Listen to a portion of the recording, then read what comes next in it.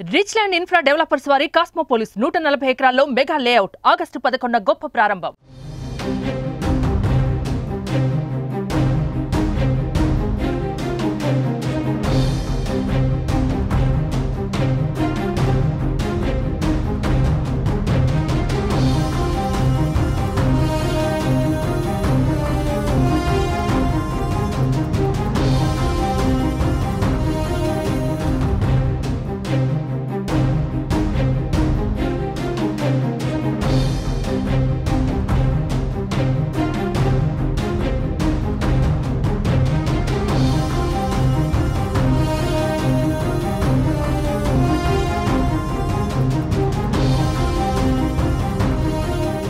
NDA కూటమి అధికారంలోకి వచ్చిన తర్వాత పలు కీలక నిర్ణయాలు తీసుకుంటుంది. తాజాగా ఏపీలో పెన్షన్లకు సంబంధించి మరో కీలక నిర్ణయం ప్రకటించింది.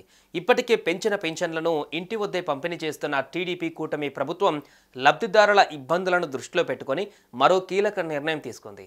తాజాగా పింఛన్లను బదిలీ చేసేందుకు ప్రభుత్వం అవకాశం కల్పించింది. ఉపాధి కోసం, ఇతర అవసరాల కోసం లబ్ధిదారులు రాష్ట్రంలోని ఇతర ప్రదేశాలలో తాత్కాలికంగా నివాసం ఉంటున్నారు.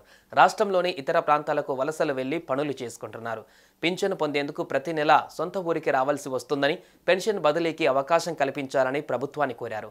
దీనిపై ప్రభుత్వం సానుకూలంగా స్పందించి పెన్షన్ బదిలీకి అవకాశం కల్పించింది.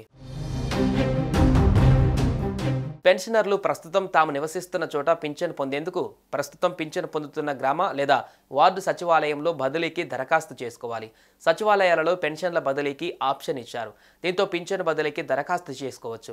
దరఖాస్తు చేసే సమయంలో పింఛన్దారు ఐడితో పాటుగా ఎక్కడికైతే ట్రాన్స్ఫర్ చేయాలో దరఖాస్తులో జిల్లా, మండలం, సచివాలయం పేర్లు, ఇతర వివరాలు అందించవలసి ఉంటుంది. ప్రభుత్వ నిర్ణయం పైన పింఛన్దారులు హర్షం వ్యక్తం చేస్తున్నారు. ప్రతి నెల సొంతూరుకు వచ్చి పింఛన్ తీసుకునేందుకు ఇబ్బందులు పడాల్సి వస్తుందని, ఇకపై ఎక్కడ ఉంటే అక్కడే పింఛన్ తీసుకునేందుకు అవకాశం రావడంతో హర్షం వ్యక్తం చేస్తున్నారు. మరోవైపు రాష్ట్రంలో కొత్త పింఛన్ల కోసం లబ్ధిదారులు ఎదురు చూస్తున్నారు. ఏడాది కాలంగా కొత్త పింఛన్ల మంజూరు నిలిచిపోయింది. దీంతో సుమారు 3 లక్షల మంది పింఛన్ల కోసం ఎదురు చూస్తున్నట్లుగా తెలుస్తోంది. గత వైసీపీ ప్రభుత్వం నవశకం పథకంలో భాగంగా ఏటా జనవరి, జూలై నెలల్లో కొత్త వారికి పింఛన్లు మంజూరు చేస్తూ వచ్చింది. గతేడాది జూలై, ఏడాది జనవరిలో పింఛన్లు మంజూరు చేయకుండా దరఖాస్తులన్నింటినీ పెండింగ్లో ఉంచింది. వీటిపై ప్రభుత్వం త్వరగా నిర్ణయం తీసుకోవాలని లబ్ధిదారులు కోరుకుంటున్నారు. సుమన్ టీవీలో మీ పర్సనల్ అండ్ బిజినెస్ ప్రమోషన్స్ కోసం కింది నెంబర్కి కాంటాక్ట్ చేయండి.